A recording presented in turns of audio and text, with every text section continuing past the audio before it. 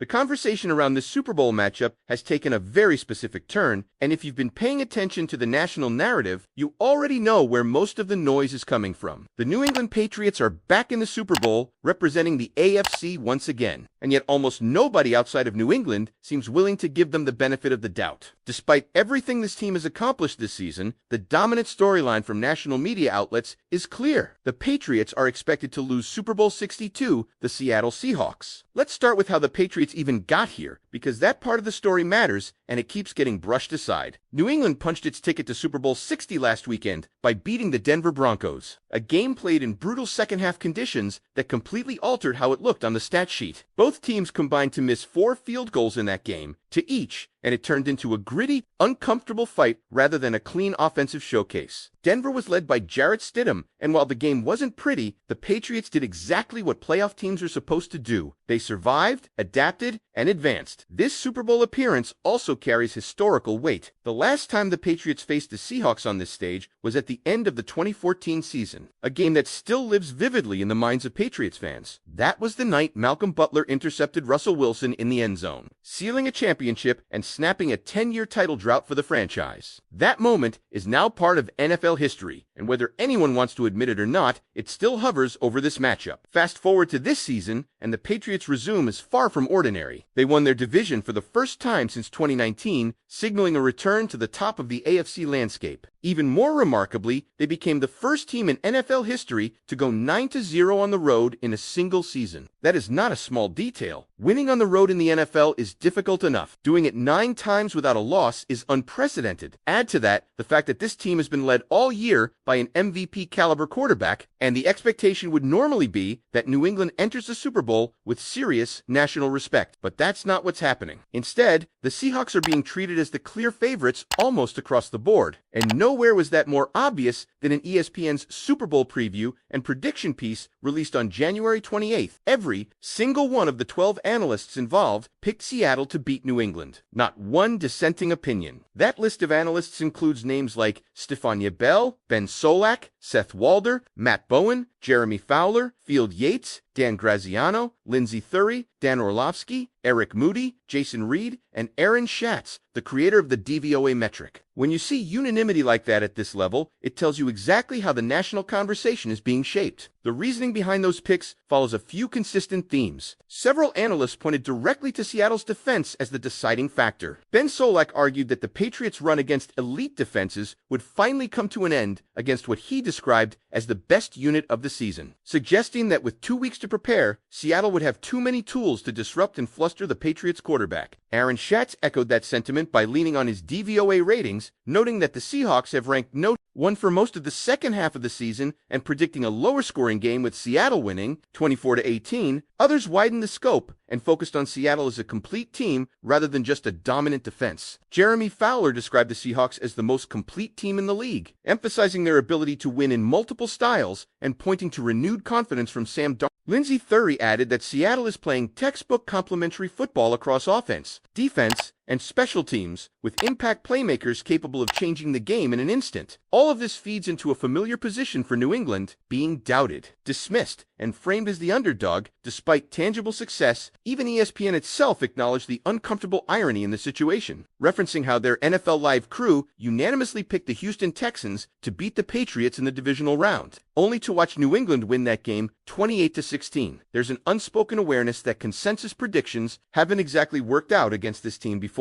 And that's where the internal side of this story begins to matter. Head coach Mike Vrabel and offensive coordinator Josh McDaniels both know what this stage demands. Both have won Super Bowls with New England in the past. They understand the preparation, the pressure, and the margin for error that comes with this game better than most people offering predictions from a desk. While the national media continues to lean heavily towards Seattle, the Patriots are operating from a position that has fueled them many times before. So now the question becomes less about what the analysts think and more about how you, as a Patriots fan, see this narrative shaping the team's mindset heading into Super Bowl 60. Do you believe this? Overwhelming lack of faith from the national media gives New England an edge, Or do you think Seattle truly presents a matchup that justifies all of these predictions? What makes this situation even more fascinating is how predictable the narrative has become when the Patriots reach this stage. The conversation almost completely ignores context and instead leans heavily on perception. Seattle is framed as dominant, explosive, complete, and inevitable, while New England is discussed as if their accomplishments this season somehow came with an asterisk. That disconnect is exactly where Patriots fans start to lean forward in their seats because it feels familiar. This team didn't stumble into Super Bowl 60, they earned it through consistency, resilience, and an ability to win in uncomfortable environments. Going 9-0 on the road is not something that happens by accident or luck. That speaks to preparation, adaptability, and mental toughness, traits that rarely show up in prediction graphics or analyst soundbites. When conditions were chaotic against Denver, with missed field goals piling up and momentum swinging back and forth, the Patriots didn't fold. They handled the situation, closed the game, and moved on. That is the mark of a team that understands how to survive in January. The media's focus on Seattle's defense is understandable, but it also narrows the lens too much. Football games, especially Super Bowls, are rarely decided by a single unit doing exactly what it did all season without resistance. 2 weeks of preparation changes everything. Tendencies are studied, pressure points are identified, and game plans are built to force opponents out of their comfort zones. That chess match is already underway, even if it isn't visible yet, and it's being directed by coaches on the New England sideline who have lived this exact process before and emerged with rings because of it. There's also something telling about how often analysts rely on phrases like most, complete team, or textbook complimentary football when talking about Seattle. Those are real compliments, but they're also broad. They don't account for how New England has quietly built its own identity this season, one rooted in execution rather than flash. Winning the division for the first time since 2019 wasn't just a milestone, it was a signal that the Patriots have reestablished themselves as a team that knows how to navigate an entire season, not just peak for a few weeks. Another layer that can't be ignored is the emotional memory tied to this matchup.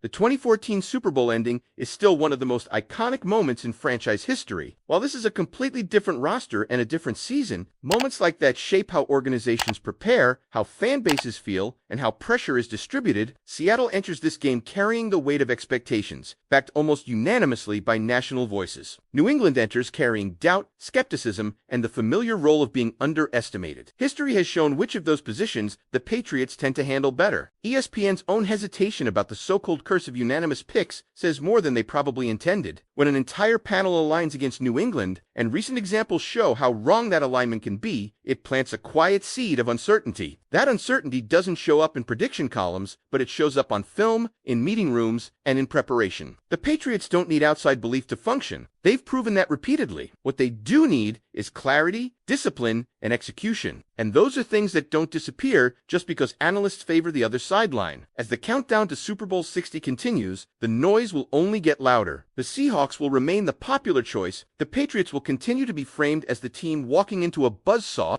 but inside that narrative gap is where belief forms, especially among a fan base that has seen this movie before. This is the kind of setup that keeps people watching until the final whistle. Because it's never just about talent on paper, it's about what happens when preparation meets pressure on the biggest stage in the sport. Now, I want to hear from you. Do you think the national media is missing something critical about this Patriots team? Or do you agree with the consensus that Seattle has the upper hand in this matchup? When you strip everything down to what actually decides a Super Bowl, it usually comes back to moments, not narratives. The national conversation is built on trends, rankings, and projections. But the game itself is built on execution when the margin for error disappears. That's where this Patriots team becomes difficult to define from the outside, because their season hasn't been about dominating headlines, it's been about controlling situations, winning close games, winning ugly games, winning on the road. And winning when conditions don't allow for perfect football has been part of their identity all year. The focus on Seattle's defense is constant, but what often gets lost is that New England has already navigated high-pressure environments where mistakes were costly and momentum was fragile. The playoff win against Denver is a clear example of that. Missed field goals, shifting weather, and a game that never settled into rhythm forced both teams to adapt in real time. The Patriots didn't need everything to go right to move forward. They needed composure, and they had it. That matters when you're talking about a Super Bowl that could easily swing on a single possession. Another part of this conversation that deserves attention is how preparation time changes the equation. 2 weeks is not just extra rest, it's extra detail. Every tendency, every alignment, every situational call gets examined. For a coaching staff like New England's, that window is an opportunity, not a burden. Mike Vrabel and Josh McDaniels aren't approaching this game guessing what the moment will feel like. They've been here before, they know how quickly momentum can flip, how patience matters early, and how critical it is to avoid panic when the game doesn't unfold according to script. From a fan perspective, this is where belief starts to separate from prediction. Analysts can line up picks, quote metrics, and agree on expected outcomes, but fans recognize patterns that don't always show up in data. The Patriots being underestimated, doubted, or framed as the obstacle rather than the force has been a recurring theme in the most successful stretches of this franchise. It doesn't guarantee anything, but it creates a psychological dynamic where New England operates with something to prove and nothing to protect. Seattle, on the other hand, enters this game carrying the weight of expectation. Being labeled the favorite by nearly every major voice changes how a team is discussed, how mistakes are judged, and how pressure is felt in tight moments. When everyone expects you to win, every stalled drive and every defensive lapse becomes magnified. That's not a prediction. It's a reality of the Super Bowl environment. As kickoff approaches, the gap between what's being said nationally and what's being felt locally will only grow. Patriots fans aren't looking for validation from prediction panels. They're looking at a team that won its division, made history on the road, survived the playoffs, and now has a chance to add another chapter to a legacy that has never followed consensus thinking. Whether that ends in another championship or not, the story being told about this team right now feels incomplete. As this build-up stretches on, what really stands out is how little room there seems to be in the national conversation for the idea that this Patriots team can dictate terms. Everything is framed as New England reacting to Seattle, adjusting to Seattle, or trying to survive Seattle. That framing ignores the fact that throughout this season, the Patriots have consistently been the ones forcing opponents to play outside their preferred script. That doesn't always show up as blowouts or highlight reels, but it shows up in outcomes, and outcomes are the only thing that actually matters in January and February. The road record is still one of the most telling indicators of that. Going undefeated away from home means this team has already proven it can block out hostile environments, manage communication under pressure, and execute without relying on crowd, energy, or comfort. A Super Bowl is a neutral site game in name only. The lights, the media, and the stakes create their own form of noise. Teams that struggle with disruption usually reveal themselves early. Teams that thrive on structure and discipline usually settle in as the game goes on. That's been New England's profile all season long. Another aspect that hasn't been fully explored is how adaptable this Patriots offense has been. While much of the media discussion paints them as walking into a defensive wall, the reality is that this unit has found ways to win games without needing one specific formula.